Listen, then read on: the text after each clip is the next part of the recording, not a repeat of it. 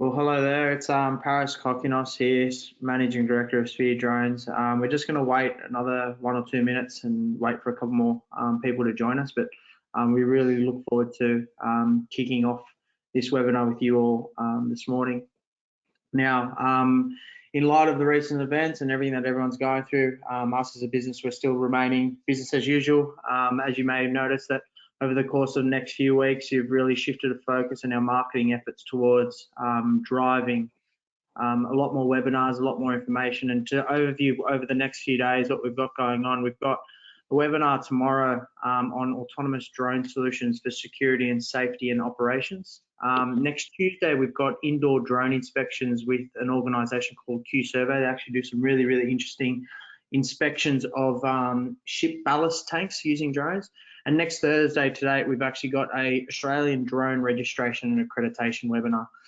That is with the drone lawyer, Tom Pills, talking a little bit more about the upcoming drone registration and what's to come. Obviously, there's some new changes, some weight issues. They've got items being spoken about with regards to pilot accreditation and licensing. But without further ado, I'm actually going to hand over to Elliot, our Chief Remote Pilot at Sphere Drones, to run through this webinar, Introductions to Drones. So, El, I'll pass it over to you, mate. Thanks, Paris. Hi, everyone. Thanks for joining us. Hope everyone's doing well in self-isolation mode and everything.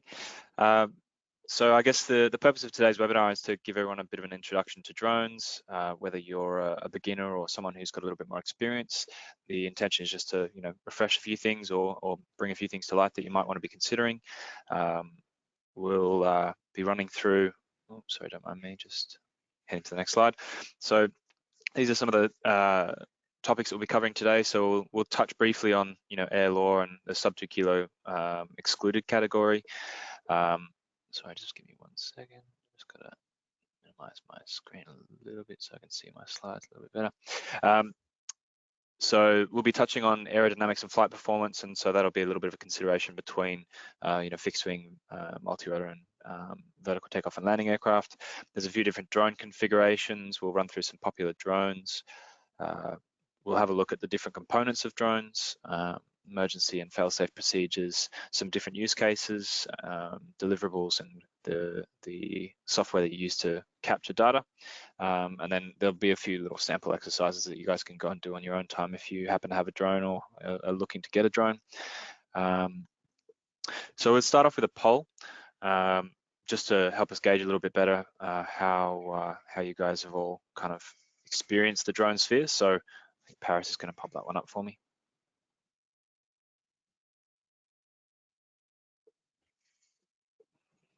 I guess, guys, just a reminder for everyone. Again, there's a number of polls that are going to happen throughout this webinar today, and obviously there will be questions that do get raised by everyone. So please do ask questions, because at the end of the day, our objective here is to educate the customer base that we've got. So I encourage that. Some interesting poll results. So 85% of the audience today own a drone.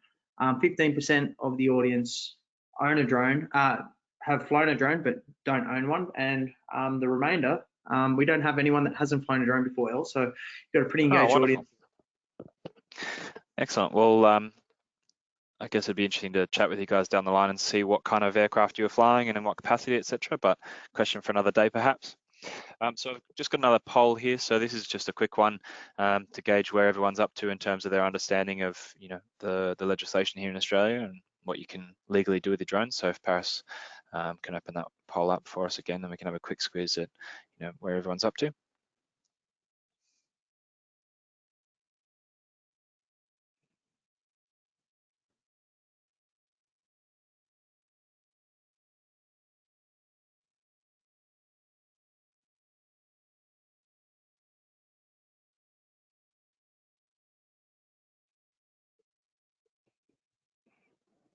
Alrighty, so close the poll off. 100% and 100% of the audience voted C, El. Oh, wonderful. Apologies for the faulty question D there. There was supposed to be a little bit of tidbit which must have got cropped out while I was finishing off that slideshow. So apologies for the reduced options, but glad to see everyone got that one right. So without further ado, I guess, there's a few different categories for aircraft within the Australian legislative considerations. So at the moment, if your drone's under 100 grams, essentially a lot of the drone laws don't apply to it because it's not considered a drone. It's essentially like a toy, really. Anything over 100 grams, you do need to abide by the drone legislation. There's an excluded category, which gives you the option to operate a drone under 2 kilos for commercial gain. There are some other caveats there, so that, if you're operating on your own property, then you can operate a larger drone than 2 kilos, but you just need to basically follow the CASA guidance. There are some changes that come into that caveat if you are looking at a drone that's over a specific weight. So I believe it's over 25 kilos is when you need to start looking at potentially getting licensed to operate a drone on your own property if you're looking at a really heavy lift aircraft, but you don't need to operate necessarily underneath an REOC. So if that category applies to any of you guys, then just let us know and we can provide you with a little bit more specific information. And then the next license category up is under 150 kilos. So there's basically a sub 7 kilo rating, a sub 25 kilo rating, and a sub 150 kilo rating. And then anything over that starts to get a little bit more specific and niche. So these are some of the standard operating conditions, which, based on the fact that you guys all got that visual line of sight question correct, I assume that you're all kind of aware of these. They are available in a handout that's housed within the GoToWebinar application, so I believe that you guys have access to download that one if you want to have a look. They're also listed on the CASA website, of course, as well. So as I previously mentioned, there are a couple of different categories. So you can operate under an excluded category, which doesn't necessarily require an RAPL or a remote pilot license.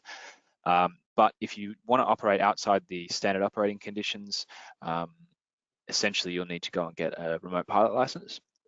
Now, to execute the privileges of a remote pilot license, you do need to operate under an REOC, or a remotely piloted operating certificate. Essentially, the way that we like to explain this is, if you look at Qantas as an organization, they'll have an operating certificate for their company to operate aircraft, and then every one of their pilots has to be endorsed on the particular aircraft they're flying and be the holder of an airline transport pilot license or a commercial pilot license. So similar principles apply to the remotely piloted aircraft scene. You can see here we've got a sub 7, sub 25, and sub 150 kilo ratings. And then there's a few different types of aircraft. So there's multi-rotor, which is a traditional quadcopter that most people are familiar with. There's a fixed-wing drone, which is obviously more like an aeroplane. You've got a helicopter style, and then you've also got powered lift, which is a relatively new one in the grand scheme of things. But this is kind of like the Osprey in the manned aircraft world. There are a couple of really good examples of that, like the Wingcopter or the Wingtra, which take off vertically, but then may transition to a fixed wing style of flight. So all four of those do require different endorsements for your remote pilot license. I strongly recommend keeping a record of your flight times, even when flying recreationally. So whether a lot of people will utilize the DJI Go app, but it might be worth keeping records of that externally, so that if you do ever go down the road of operating a drone commercially, then you do have all that information ready to go and handy. And it is always good in case you accidentally lose your phone, for example, and you haven't synchronized your flight logs from your DJI Go app. It means that you at least have them backed up somewhere else as well. This is that brochure that I mentioned that explains the standard operating conditions. It is listed in the handouts, and it is available on the CASA website. Essentially, we've also got a whole bunch of these hard copies in store, so if you do want one, just let us know. These are not a be-all and end-all. It doesn't mean that if you do fly according to these, it'll help you to keep within the law, but you do need to be aware of the legislation more than just this little brochure. So, given that you guys all got the first poll question right, I'd expect that you can all you'll all smash this one as well. So if looks like Paris has opened up that poll, which is great. Be interesting to see how long it takes everyone to get this answer right too. I'm assuming that based on the first question, that this one won't take very long.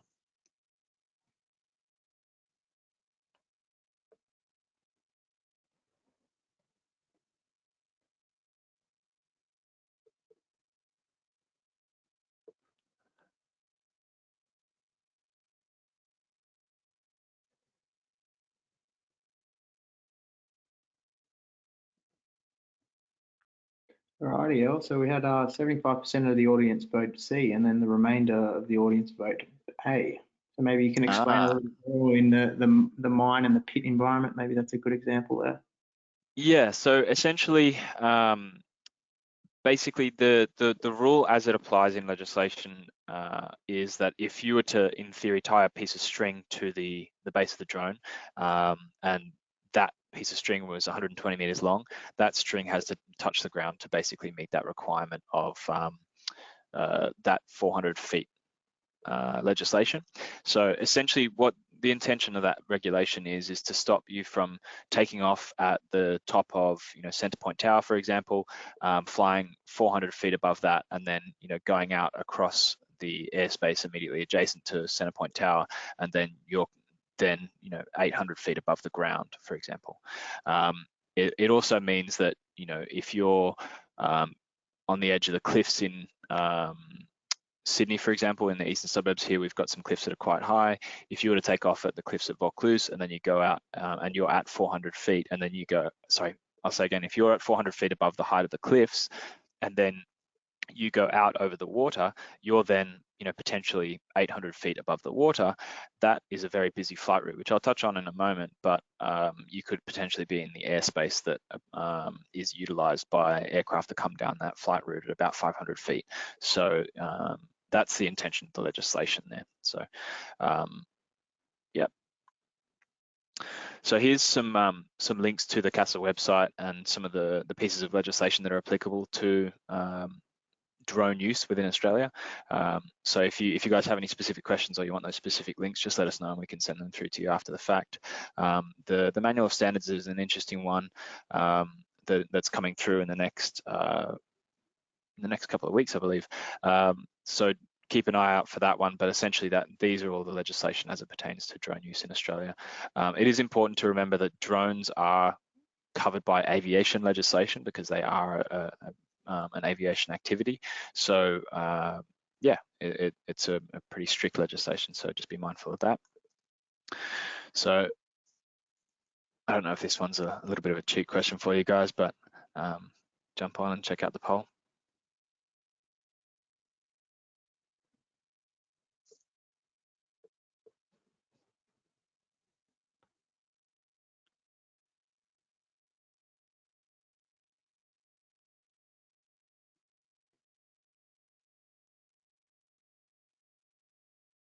100% of the audience got that one right, mate. So I almost feel bad for putting that one in. I think I might remove that one in future, guys. Beautiful. So here you can see this is a map of Sydney's airspace. So on the left-hand side here, we've got the Open Sky CASA approved app. So this one basically you can put your location into the app and onto the web app, sorry, and it'll tell you, what considerations you might need to make, and you can set whether you're a recreational user, a sub 2 kilo category aircraft user, or a remotely piloted operating certificate user, and it'll give you a little bit of guidance there, which is great. On the right hand side here, this one is quite a complicated map, but it's essentially what manned aircraft users go off. So the place I mentioned before is, we've got this flight route that comes down the side here of Sydney's eastern suburbs and down to the southern suburbs and northern suburbs here. So that flight route is actually at 500 feet in one direction, and I believe it might be, yeah, so essentially aircraft come down here at about 500 feet. So if you're, like I said, if you're operating at the cliffs here and you're at 400 feet, which is the legal limit of what you can fly, and then you go out and then you're operating out over the water, you could be in the path of oncoming traffic. So best to keep an eye out. This has got all of the information here. It's got some information about the frequencies that you might want to use and all that kind of stuff to keep a good watch out.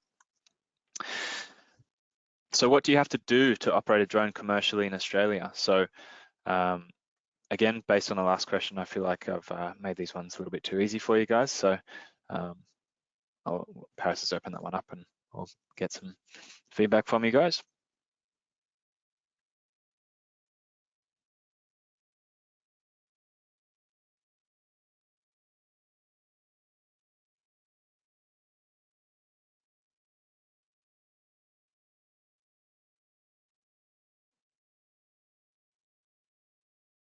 So as you can see that the question was actually cut off, so the audience was right on both ends. So 25% voted B and the remainder voted C. So but obviously the question being cut off the way it was, it's a bit more of a tricky one, right?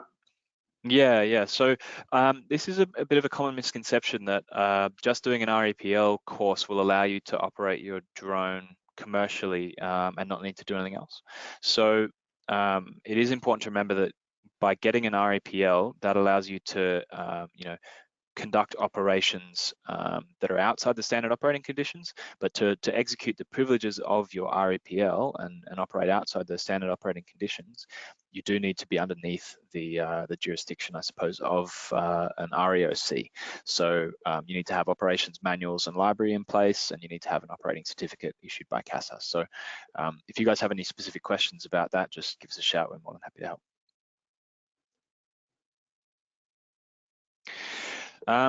So for those of you who've flown a drone before, I feel like you probably would have experienced all this already, but just to touch on it briefly, essentially the drone is maneuvered by controlling these three different axes. So by putting in forwards or rear pitch, it creates a movement of the drone forwards or backwards. By rolling the aircraft to the, rolling it to the left or the right will basically cause a strafing movement or a banking movement. And then yawing the aircraft around the vertical axis basically causes it to turn on the spot. So using a combination of these three inputs is how you control the movement of the drone. So obviously the size of the input that you put in will dictate, the extremity of the movement of the drone. This is obviously specific to a multi-rotor. If you look at a fixed wing drone, I apologize, I haven't put a picture of a fixed wing drone in here, but essentially a fixed wing drone operates like, generally operate like a manned aeroplane, in that they use an aerofoil to generate lift. So the reason that I've focused more on the crab angle here is because if you're using a fixed wing aircraft or a VTOL aircraft for the purposes of mapping or photogrammetry, etc., there are considerations to keep in mind. So because it utilizes an aerofoil for its primary source of lift generation, it does mean it is a little bit more affected by wind. So if you have gusty conditions or you've got a crosswind that you're dealing with, sometimes it can cause the drone to move around a little bit in flight. And so the field of view that you might have from your camera might move around a little bit. So just something to be mindful of. With a multi-rotor, you don't have to worry about the crab angle. So if you've got a crosswind or a quartering crosswind, then you might have to change your heading to fly along your course. So that diagram is one from our white paper. So if you guys haven't seen our 3 tiers white paper, I'll see if we can get that one out to you guys as well. It's quite interesting in terms of the comparisons between fixed wing and multi-rotor aircraft. So the other consideration with fixed wing aircraft is that generally they will require a little bit more space to launch and land. So the beauty of a multi-rotor is that you can take off and land in a lot more confined spaces, whereas you might need, with a fixed wing aircraft, you generally need to have a little bit of a clear approach and departure path, free of things like trees and power lines and things. So some aircraft utilize launchers, but even still they will require that space. The exception to that rule, I suppose, is the VTOL aircraft, which take off like a multi-rotor and then transition at a safe altitude into a fixed wing style movement. They are still subject to the crab angle and heading requirements to maintain course. Control inputs, so these are specific to mode 2 flight. Most of you I'm assuming that most of you have flown DJI aircraft. However, it might be that you've flown different aircraft which do have different control inputs. But this is the standard control inputs. So you've got climb and descend on the left-hand stick, moving up and down. You've got move forwards and backwards on the right-hand stick. And then moving the sticks left and right, if you move the left stick left and right, then it'll turn on the spot. And if you move the right stick left or right, then you end up banking or strafing left or right. So With some aircraft, it may be that if you put in an extreme input, say you go full forward stick on the right, that'll go full forward pitch, and you might need to compensate for the fact that you've put in such an extreme command by putting in a little bit of throttle as well. So you might need to put in a little bit of climb command to just maintain height. The DJI aircraft are pretty intuitive, but it will vary a little bit from aircraft to aircraft. And it'll also depend on the mode that you're in as well, which we'll talk about later. This is the basic interface for the DJI Go 4 app. So it's pretty similar across the DJI products, and other marks of drone will have their own version or variation on a theme with this. So you can see you've got some status information, the flight mode it's in, the connectivity with satellites. You've got your obstacle sensing. If the aircraft has obstacle sensing, you've got a signal strength to the aircraft. You've got battery information. There's some configuration settings there, number 9. You've got a camera control panel, which is essentially 11 to 13. The flight telemetry, that's probably one of the more important ones here as well, being able to tell exactly where your aircraft is, obviously keeping it in visual line of sight, but it's always good to know exactly what height you're at or how far away you are from yourself. And then on the left-hand side there, you've got a smart return to home function and an auto takeoff or land function as well. So there are a few different apps available. This is just the DJI stock one. So now we're going to touch on a few of the different aircraft models that are around. So the Mavic 2 is the latest, one of the latest aircraft released by DJI.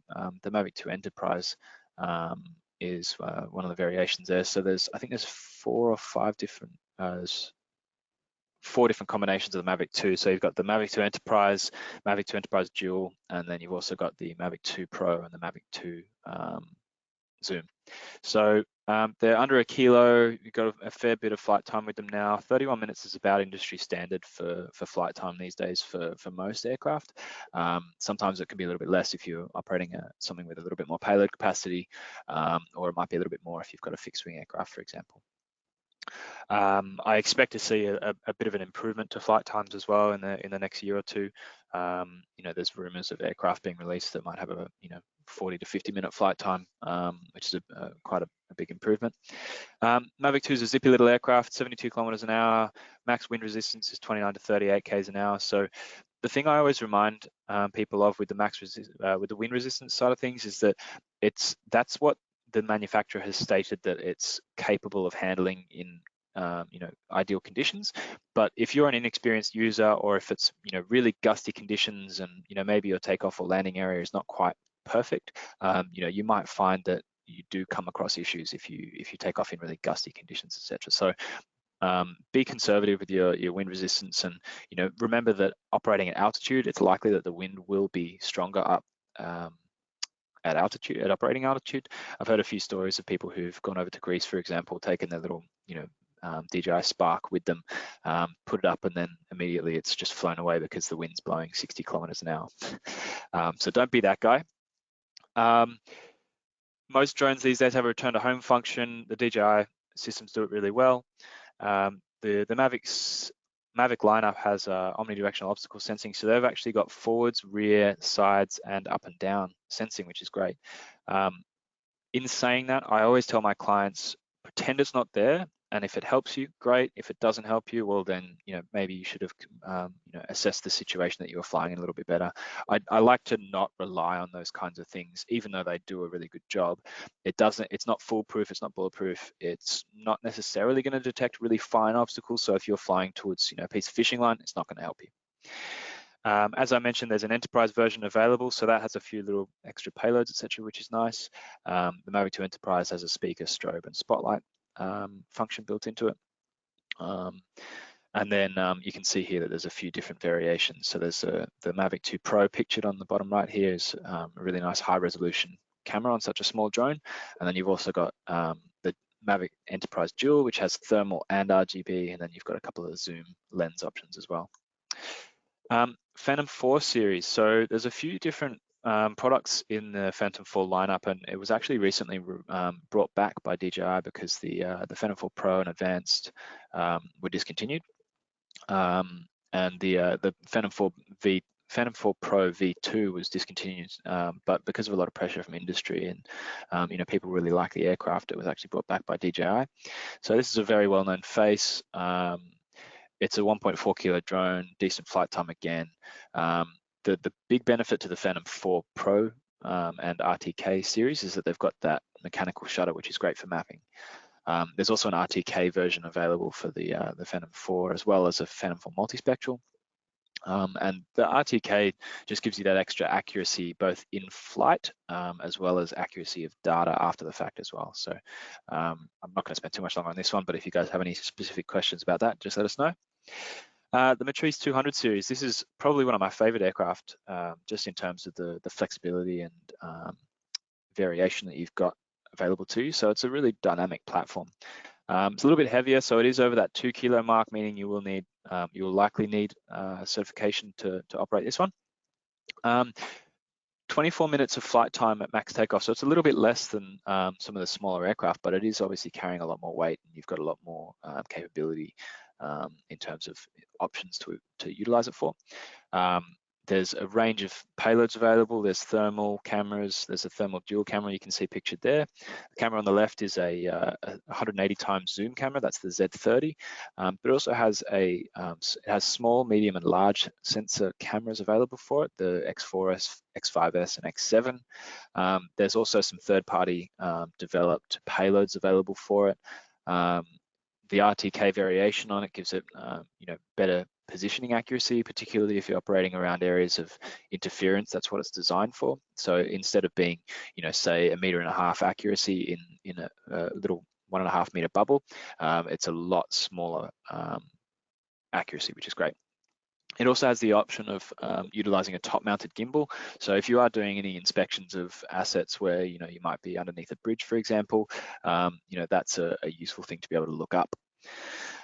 It also does have a slight ingress protection rating, but it is important to remember that it's only, I believe it's IP43 rating, so it's only designed to be resistant to a spray of mist, essentially. So if it starts to rain, you essentially might have a little bit more luck bringing it home, but I'd never fly this one in rain.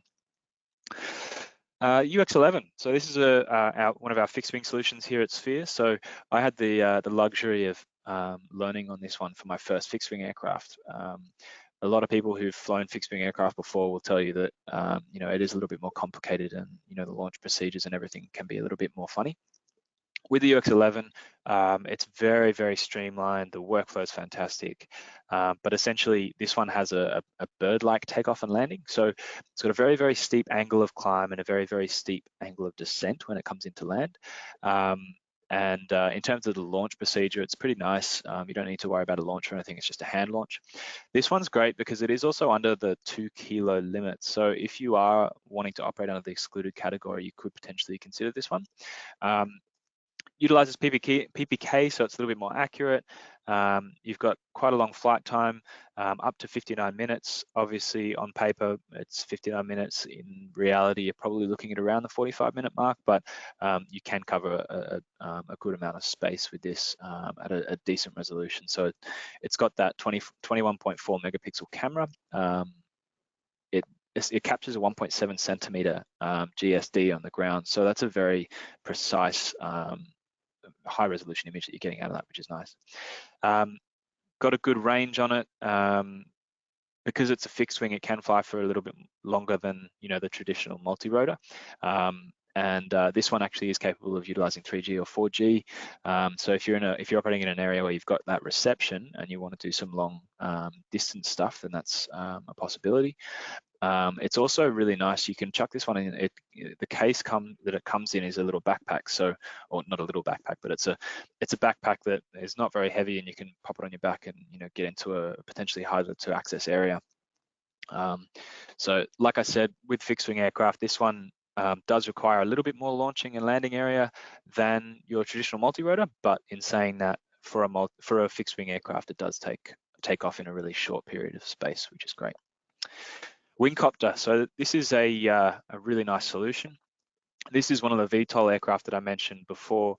So this one takes off. You can see in the front and rear of that aircraft, obviously this is a side view, but it's got an X style formation motor layout.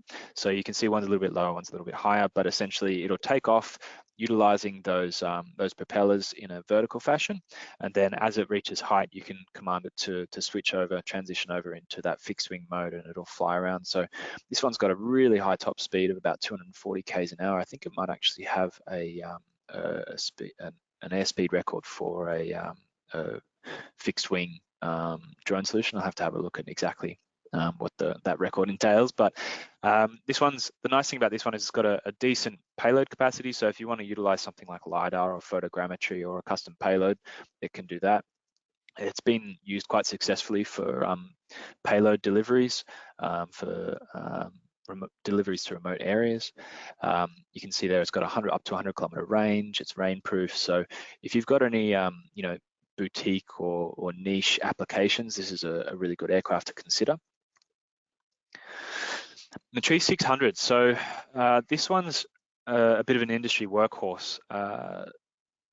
It was traditionally geared towards cinematographers, but it's obviously a very capable craft. And you can see the image here is an M600 Classic with the Ronin MX and a red cinema camera. Since this aircraft was released, there has also been a Mitri 600 Pro, which utilizes an improved GPS system. So it's got the A3 Pro instead of the A3. Industry really likes this aircraft. It's a really flexible payload, really flexible flying platform. It's got a decent payload capacity. One of my favorite things about it is the price point is really good. It's only about $9,000, $10,000, give or take, which for what you get is unbelievable. You can see here it's a 15.5 kilo max takeoff weight, 6 kilos of which is potential payload capabilities. It's got a retractable gear, up to 35 minutes flight time. I believe that might be with no payload, with a very light payload. In reality, you're probably, depending on the payload that you've got, you might be looking at 20 to 25 minutes. It also depends on the conditions and how hard you're pushing the aircraft, etc. This one has a slightly reduced wind speed rating than some of the other aircraft, but in saying that, it's a very capable craft. This, like all the other DJI aircraft does have a return to home function. There's an RTK add-on available for this. At the moment, I believe that may possibly be becoming less and less readily available, but it is good to know that may be an option for you if you need. The good thing about this is it is incredibly flexible, and you do have a little bit of access to control signal inputs, etc., that you may not have with some of the other smaller craft. So if you want to have custom signal outputs, etc., to control, say, a water sampling unit, then you can do that. So makes this a really good developer platform. It's not quite as open source as some of the 3D robotics aircraft, for example, but as far as the DJI lineup is concerned, it's a very useful platform to be able to put whatever you want underneath it. So we developed a water sampling payload that was utilized here in Sydney with Sydney Water. So essentially, this allows you to capture go out, collect a couple of liters of water, come back, and then test the quality and integrity of that water. But you can have other payloads utilized with the Mitri 600, so thermal dual, thermal, red, green, blue, the zoom camera. You've also got the option of LiDAR, hyperspectral, or even utilizing it for bird scaring or drone deliveries, etc. So I guess the key use case for drones is to essentially collect data, whether it be a visual, whether it be a water sample, or whatever it is. The benefit of a drone is essentially you're improving your efficiency, safety, and/or effectiveness. You might be putting a drone into a position where otherwise you might have to set up scaffolding. It might be that by utilizing a water sampling unit that you don't have to send a person out in a boat. And if you're collecting mapping information, etc., then it might be that you can get more effective or efficient data on the earthworks that you're doing, etc. So on the left-hand side here, you can see we've got raw photos or videos that you might be collecting. and they might be fine how they are. That might be all you need. It might be that you want to do a real-time inspection with the system. You might be collecting thermal imagery or video. It might be search and rescue or wildlife surveys, etc. Orthomosaics, so you might be generating a map of the area that you're looking at. A point cloud that allows you to create 3D models, etc. A digital surface model or digital terrain models might be useful for you. 3D models. You might be after an index map or an indices map. So you can see in the bottom image, the middle image there is an index map. So that basically shows you, what kind of health you might have with your crops, for example. And then you also have thermal maps in the bottom right as well. So if you're looking at solar panels, etc. Volumetrics is also useful if you've got earthworks, etc. that you might be doing on, say, a mine site or a construction site. So additional uses might include spraying or deliveries. So we're at this fantastic point in the drone life cycle where the options are just limitless. So it's really exciting to see what use case people are coming up with. Right, on to battery fires. So I'm assuming that a lot of you might have seen the photos of the Tesla that caught fire a while back, and they had a lot of problems putting it out because of the fact that the fires just don't need oxygen to burn. So they drown it with water or whatever, and it just wouldn't do anything. They ended up having I believe that now firefighting agencies actually have special foams that they utilize for things like lipo fires. Essentially, they're a chemical fire, so they burn pretty hot and they're very hard to extinguish. So on the right-hand side, you can see the aftermath of what can happen if your battery does go up in smoke. So I've got a poll question here for you guys.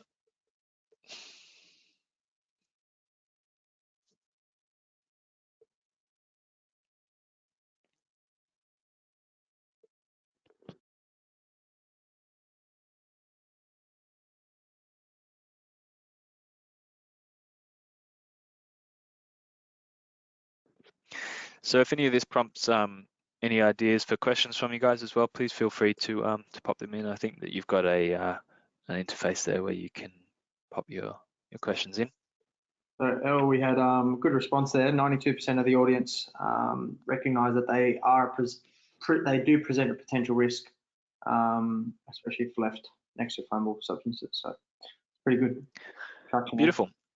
Yeah, I guess the thing with the flammable sources is, you really want to make sure that you're not charging your batteries right next to a jerry can full of fuel, etc. I know it sounds like a very common sense concept, but it's very easy to overlook those kinds of things. Curtain rods, curtains are another easy source of house fires, etc. I'm not going to spend too much time on this one here, but just to give you a bit of an insight, DJI batteries are smart batteries. They have a built-in power button, and they show you the battery charge level. They also self-discharge if you're not using them for a little while, so that's a safety feature built in so that the batteries don't get damaged. It makes utilizing the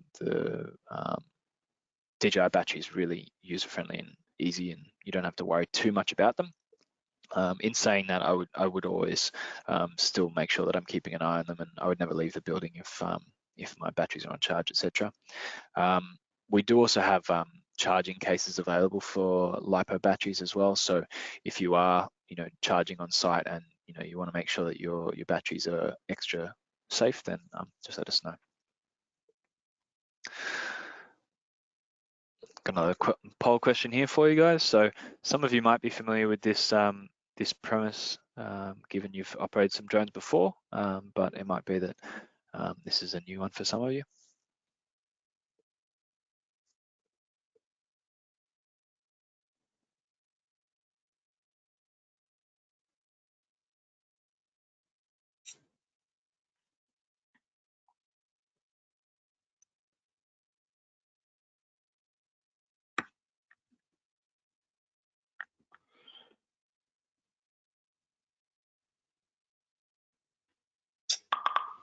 A bunch of mixed results here, Elliot.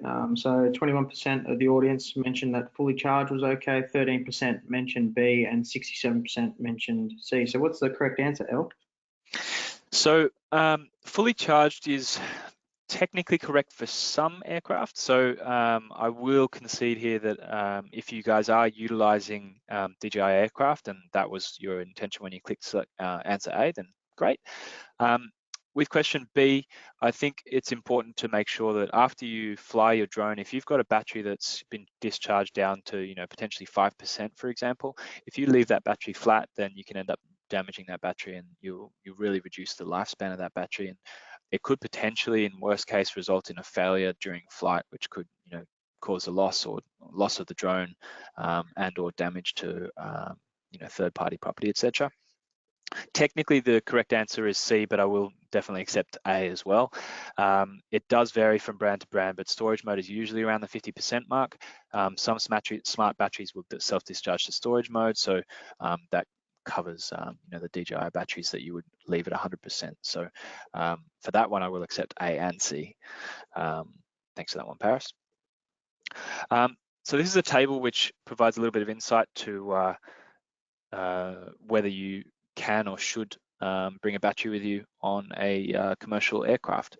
So if you're flying interstate or internationally, etc., or even within the state, this is a chart that you can download from or that you can find on Can I Pack That, which is a CASA sponsored website, basically, or CASA, it might actually be government official website. Ultimately, this is the legislative side of things, but you do need to double check with your carrier before you get on the plane as well. So you can see here, most DJI batteries are under 100 watt hours, so you can take a number of them on the plane with you. For some of the bigger batteries, like the Mitri 200 series batteries, for example, if you've got TB55s, they're only able to be shipped by ground because they're 170 odd watt hours.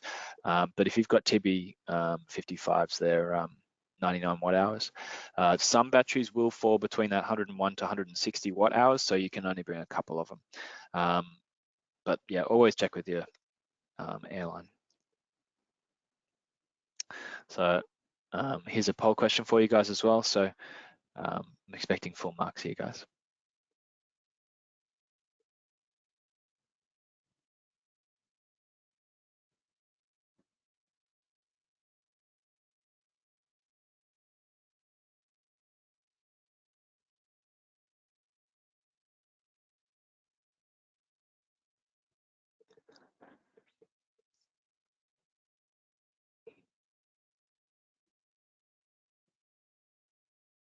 All right, so 10% said check in with your luggage, 24% said any LiPo batteries can just go into your carry-on, and then the remainder 67% says check with your airline.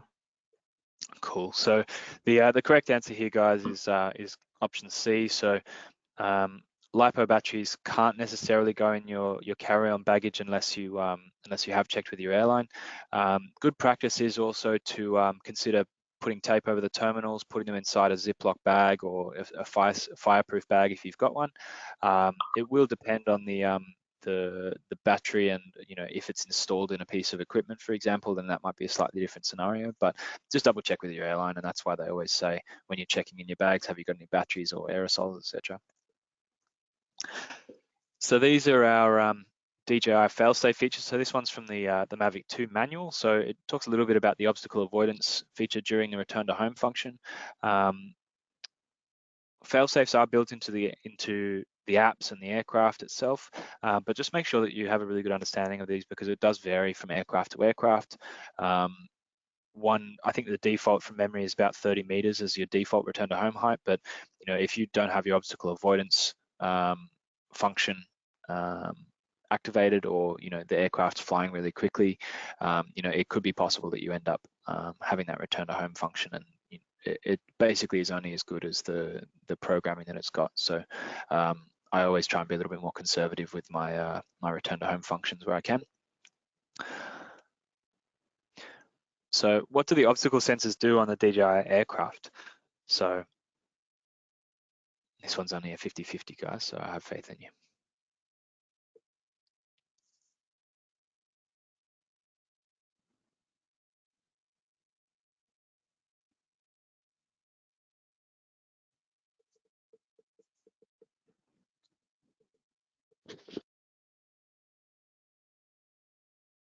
100% of the audience voted B. Lovely, thanks guys.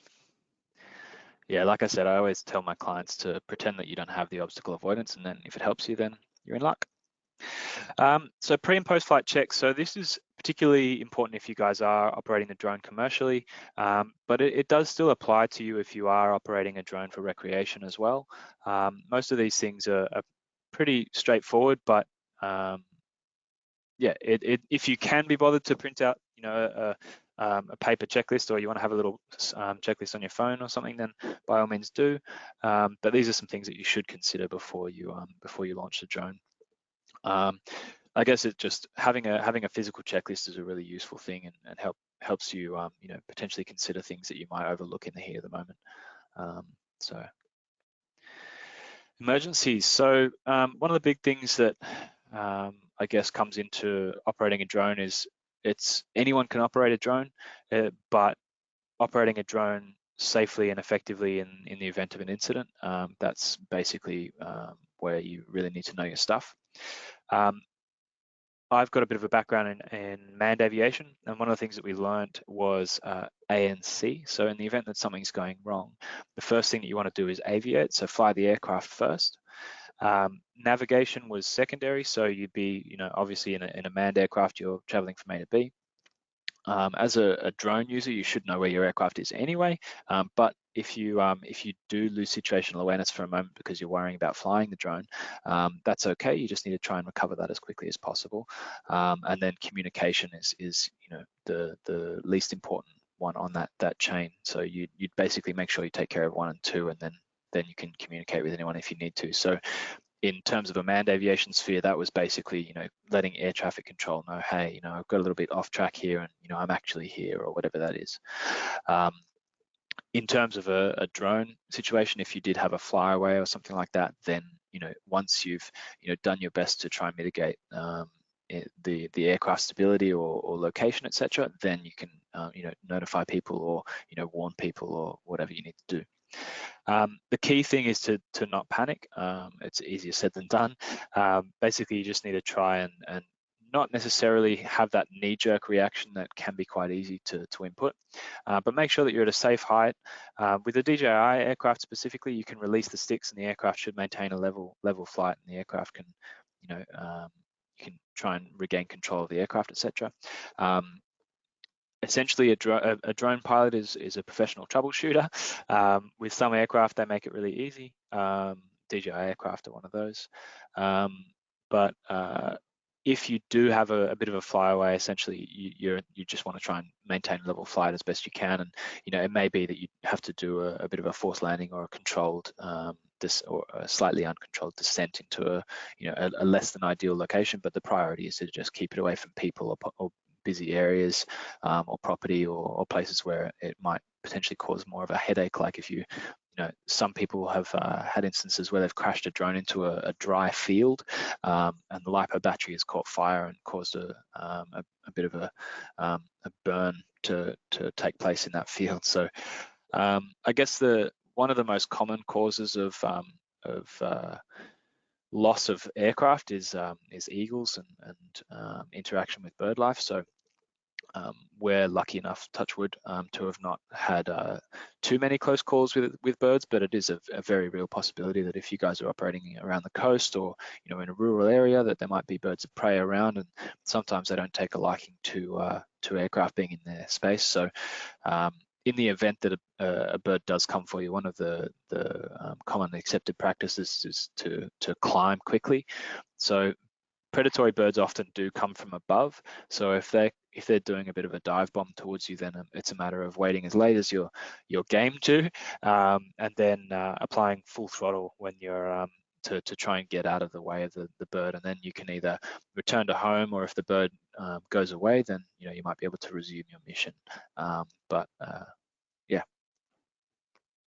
So emergency, there might be some situations where your drone has lost control, and it may be that it's safer for you to ditch the aircraft rather than to allow it to potentially fly off and impact with something. So Sometimes you might have to do that CSC command, which you can see here. It will differ from aircraft to aircraft, and just be mindful that you don't accidentally do this in flight.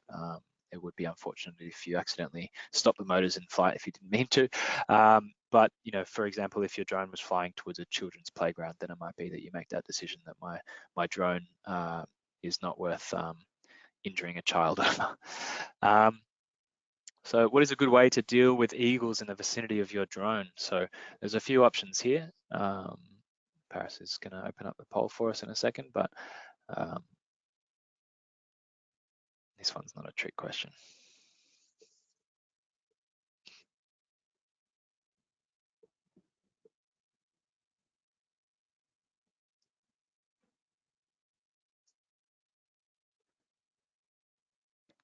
There's actually a limit on the poll questions here also with our next introduction webinar, so maybe we should try and condense those questions, but it looks as though 88% of the audience have agreed with point C, and 12% actually said shoot them, but of course without a provisional gun license, I don't think we can be doing that. Yeah, I think on a serious note, I think that everyone has said option B tongue-in-cheek, but it is important to note that a lot of the predatory birds are actually a protected species as well. So while you may value your drone, it might be that you end up with a big fine if you do get caught. Sorry, don't mind me. Beautiful. So these are some exercises that we would encourage you to consider giving a crack if you want to get back into flying a drone again, or you're starting out for the first time. These are some of the sample exercises that will help you better prepare for if you're doing an RAPL course, etc. So essentially, you'd be setting the drone up, and then you'd be looking to conduct a stable hover and just see how the aircraft handles in flight. Then you'd look at the orientation of the craft and get used to making sure that your drone is facing the right way, and that you can identify that. Then you do a little bit of forward nose out flying or nose in flying, so just doing a little bit of flight there. I'll just skip through these because it does show you here. So in this instance, the stable hover, you're just going to stick around near the cone. So if you do have some cones that you can pop out, that's always handy to help you orient yourself. So in this one, you're just basically hovering the drone and just seeing how it handles in both GPS and ADI mode. If you have tripod mode or sports mode as well, it is useful to put it into those modes and just see how the aircraft handles. Be mindful that if your aircraft does have sports mode, it can be very twitchy, so I'd probably recommend doing some of the exercises before you jump into sports mode. And just remember, you can flick back into that GPS mode if you want to get back that stable flight. So orientation, so just turning the aircraft each way and seeing how it handles when you do put in those inputs. So just try and keep it over the one spot while you're doing that one, and then just put in little inputs. So then the first exercise that we'd recommend is flying out to the second cone, turning around 180 degrees and then flying back. The trick with this one is just making sure that you remember that when the drone is facing you, the control inputs that you put in will be relative to the drone, not to how you see it. So all of these exercises are also best completed without reference to the camera. So try not to look at the video feed when you're flying the drone, and just refer to the drone visually. So then you want to play around with the bank function. So putting in a little bit of left and right stick left and right inputs to the right stick, banking left and right. Then you want to go and try an FPV circuit. So if you'd like, what you can do is, instead of doing an FPV circuit to start with, you can also do facing out the entire time. You can go out to the cone and then do that circuit pattern while keeping the nose facing away from you the entire time. And then you can try doing an FPV circuit as well, where you fly out to the first cone, you turn left, and then head out to that left corner cone, make a right turn 90 degrees, head up to the next cone, turn right 90 degrees, head to the next cone, etc., etc. So that'll help you get a bit of an orientation. And if you get a little bit disoriented at some point, just pause the aircraft for a second. Just take your hands off the sticks for a moment, as long as it's safe to do so. Check your video feed, make sure it lines up with what you're seeing in your visual line of sight, and then continue on. So the vertical box is a good one as well. So that's essentially, you know, operating over these first cones, the bottom cones that you see in this image here. So this one, you'd basically fly out to the cone on your left, then you'd climb up, say 5 or 10 meters, and then go across to the next cone and then descend, and then do the same circuit again. And then this is a combination of all three. So this is something that you would be required to do in your test. It can be a little bit fiddly, but once you've done it a couple of times, you will start to get the hang of it pretty quickly. This is basically a climb. So this is a simulation of a manned aircraft circuit pattern actually. So this is you know, a climb out from your runway, then you make a right-hand turn onto your upwind leg, then you turn right onto downwind, turn right onto base, and then turn right and descend in on your final approach. And so that's like a change of altitude there as well. So that'll help you really get the hang of the aircraft. And then this is a really good one to do as well. So utilizing the two end cones closest to you, it's really handy to do a figure eight in an FPV style fashion. So so you'd fly out to the center cone, turn right 90 degrees, head towards that cone, and then go around it, making a left-hand turn, and then doing that figure eight pattern. So that's a little bit of a fiddly maneuver to do, and it really helps you hone your stick and rudder skills. So give that one a try in a nice open park where you don't have any obstacles or people to worry about. So that's pretty much it for the slideshow section of the webinar. Paris, have we got any questions that we can have a little bit of a look through? I guess, yeah, no, as I said, we encourage questions during this period at the moment. We actually have had one question come in, in terms of, and the question is, what is the recommendation when it comes to who is the audience that we're reaching out to at the airlines when it comes to asking for advice on batteries on board the aircraft? Is there a landline, or who do you recommend touching base with? So the best thing to do if you are flying, so it'll basically come down to the carrier that you're operating with. So if, for example, you were flying with Qantas, you could give them a call. You could call customer services. They're generally pretty helpful, and most of the time they are pretty switched on and aware of, you know, what you can and can't bring. It is really helpful if you are bringing batteries on board a commercial flight. It is useful to have the manufacturer specifications there. Know what the battery looks like and where to find that information. I believe it usually is printed on the battery as well. But essentially, you just need to be able to show them, you know, what the watt-hour rating is, or what the voltage and capacity of that battery is, and they'll be able to tell you based on that how many of those you can bring, if you can bring them in the cabin with you, and then, yeah, like I said, just make sure that they're all, you know, if you can put tape over them and put them in Glad wrap, in Ziploc bags, etc. That's always handy. But short answer, check with your specific carrier. So if you're flying with, say, Qantas or, you know, Royal Brunei or Emirates or whatever, talk to that particular carrier, because they do all have different policies that may differ slightly from the actual legislation itself. So, and if you can get it in writing as well, it can be helpful for you to have that email printout so that you can show that to any, you know, airline staff if they do ask you on check-in. Fantastic, thanks, El. And another question here: what is your recommended application for commercial use? So let's give an example from a photogrammetry perspective, and using a DJI aircraft. What's a system that you've used before? That's a good question. There's a few different options available. I'm a big fan of the customers, the person on the webinar has requested around Drone Deploy or Litchi or something similar. Oh, sorry, software, gotcha. So in terms of the different apps that are available to utilize, the DJI built-in apps are pretty good. The DJI Pilot app is native to most of the DJI aircraft that you can use. Depending on whether you've got iPads or Android devices, there are some, you know, apps that will or won't work with various platforms. But Ground Station Pro, the DJI platform is quite good. Pix4D Capture is quite nice. It ultimately is use case specific. So depending on what you're wanting to do, if you're using, say, a Mitri 200 series with a microsense camera, then you might want to utilize DJI Pilot or Pix4D Capture. But if you were using a DJI drone with a DJI payload, then it might be more appropriate to utilize GS Pro or DJI Pilot rather than Pix4D Capture. But I don't think that there's really a right or wrong answer. It's ultimately going to come down to your requirements, what your workflow looks like, and what's best for your specific application. And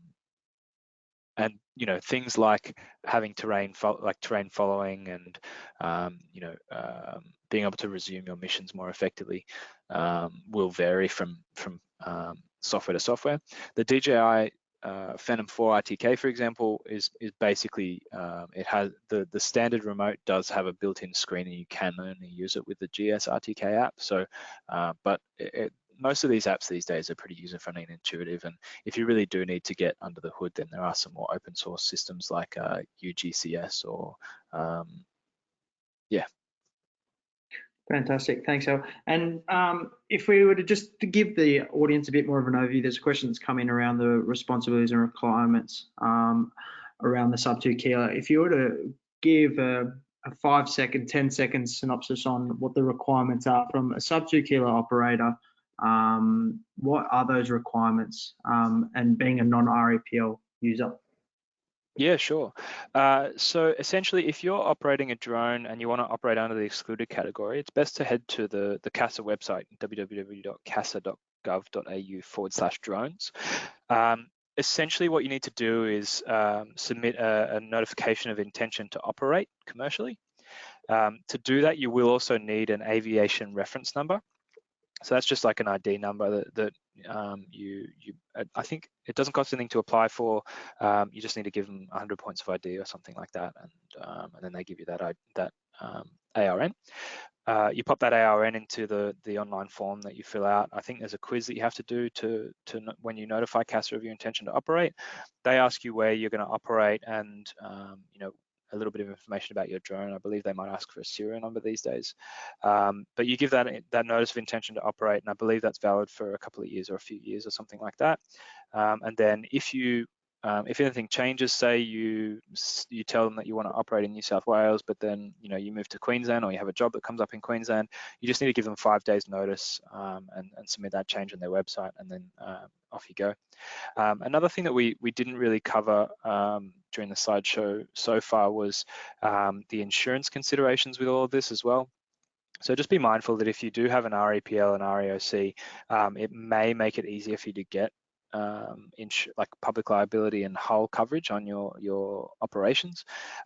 If you're operating under an excluded category, it may be that you need to talk to a specific insurer about getting insurance as an excluded category operator. While you don't legally need to have insurance, if you crash your drone into someone's Ferrari, it would be good to have that coverage. Awesome. And yeah, look, I think that's where we'll probably finish that up, El. It's been a fantastic webinar. And again, I'd like to thank Elliot for hosting this today. And for us at Sphere Drones, we hope everyone's safe and hope everyone that is able to join in on the next coming webinars with us over the next few days. So as we said, tomorrow we're hosting one on autonomous drone solutions for security, safety and operations. Next Tuesday on indoor drone inspections, and next Thursday on Australian drone registrations. There'll be an email going off to the audience later today. So if there are any questions, if there are any queries, feel free to just reply to that email that will be going out, and one of our team will be in touch with you. But again, here at Sphere Drones, we hope everyone's safe, and if there's anything we can do to help, please feel free to reach out. Again, thank you very much, and we'll speak to you next time. Cheers, El. Thanks, guys.